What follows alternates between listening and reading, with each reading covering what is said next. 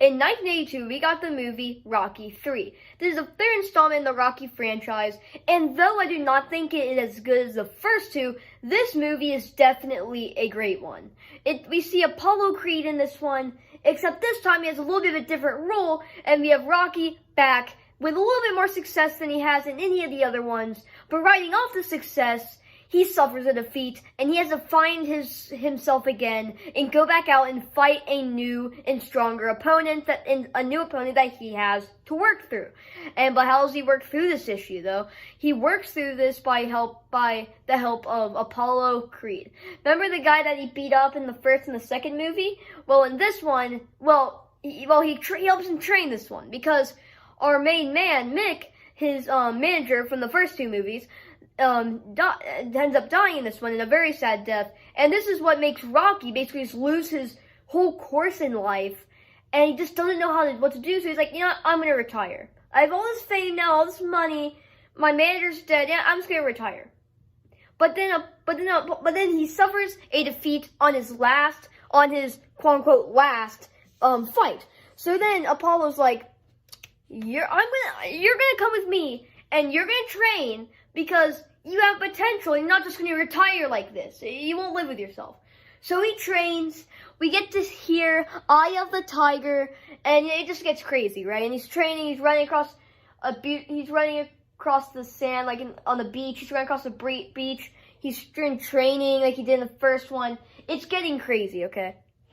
And I think a fun parallel in this movie is we get to see the main antagonist in this movie training like Rocky did in the first movie, and then we see Rocky acting basically like Apollo did in the first movie. So it's kind of like switching roles, because here we have Rocky, who in this one is just, he's rich, so he's just not really training a lot, because he's like, I can do this, I can take him.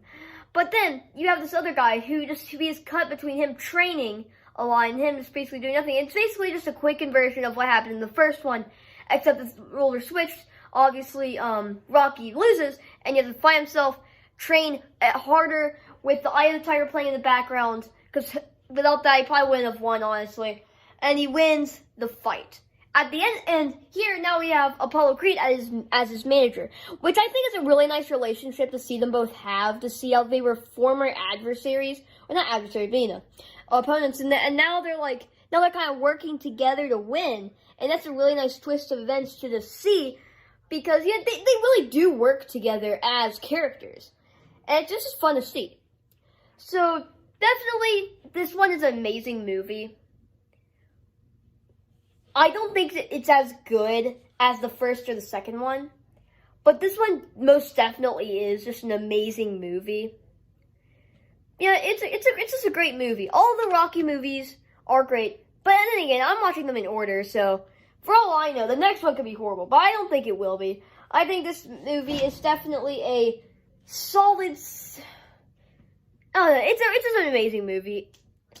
So in 1985, we got the movie Rocky 4. This follows Rocky Balboa yet again going up against another fighter that is bigger than him, and this time the stakes are a lot higher than they are in any of the other movies. And to a lot of people, this is divisively the best, or one of the best, Rocky movies of all time. Some might even call it the best. But still, we're going to talk about the movie, all the aspects about it, and yeah, here in this video. So basically, Rocky Balboa is going up against this guy. He's like 10 times larger than him, and he's a big threat. And it's proven that's proven earlier in the movie, because he quite literally kills Apollo Creed in a fight. And obviously we know that in the previous movies, obviously in the first, the second one, they didn't really like each other, but there was some respect building in the second one, and then we saw that come into fruition in the third one, which leads into this one, because we needed a reason to root for Creed, because he hasn't fought anybody since Rocky. He hasn't fought in years. So going back to fight this huge guy is quite insane for him, and he literally dies. And the guy that was fighting Apollo and quite literally killed him has no remorse. And so you have this idea in your head of just this evil villain, kind of, or not, quote unquote evil, but like, you have this villain who has no remorse for his victims, and he's a serious threat, more serious than anybody else that Rocky has gone up against. So now you have multiple things building on this. There's literally no support from anybody around him that he's gonna win. B, his best friend is dead. So now you have multiple things going on. You have A, Rocky, all the odds are against him for winning. And he's even conflicting if he wants to do this fight or not. But he's like, I have to do this for Apollo. I have to do this for everybody in my life that has supported me up to this point. So then he leaves the United States, goes to Russia, and stays out in a cabin, and basically just out in the middle of nowhere, and starts to train. It's a lot like the training montages from the first two Rocky movies, but or 1, 2, and 3. But instead of this one, it's just with snow. And you can see him, you have like these 15-minute training sequence. And here's the thing, it's not overdone at all. It's done really, really well, and you feel how important it is through the sequence, because you see Drago training, and then you have the contrast, which is Rocky Balboa training, and in these two different environments, two very differently trained, and you have this, okay, who's gonna win? Because it's very probable that either one could win. And you see both of them being pushed to their absolute limits. There's even this amazing shot at one point of Rocky standing on the top of a cliff. And he is at the top of the world. He is just, it's amazing. He just climbs up to the top of this mountain and puts his hands up in cheering.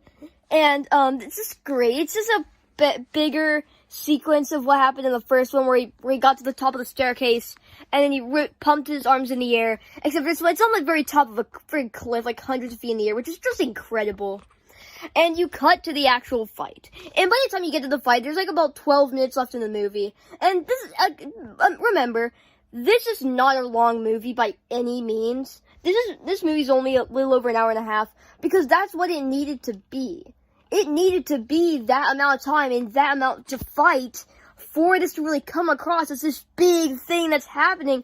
And as you go through this fight round after round, you see Rocky being beaten lower and lower until you have this amazing, beautiful comeback of Rocky Balboa coming back. Nobody's cheering for him, but then at the end, people start to cheer for him again, and he wins the fight.